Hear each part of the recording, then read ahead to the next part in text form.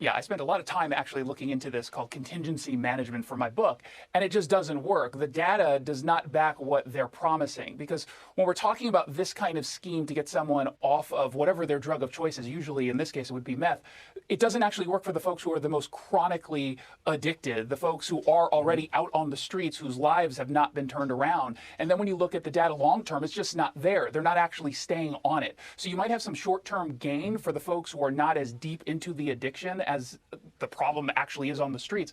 But unfortunately, that's just not the problem that we're dealing with, whether it's in San Francisco or across California, which is where this policy is going to start to spread. Yeah, and I wanted to bring up the policy with you, Dr. Houman Hamadi, because your friend, and he's been a guest on this show a couple of times, John Alley of Santa Monica, by a drug-addicted homeless person, was badly beaten, severely beaten by that homeless person. And the first report came out that he was trying to film this homeless person, but John Alley says that's not the case. He says he was filming an open-air drug market, and he got very badly hurt. Yeah, thank goodness, John.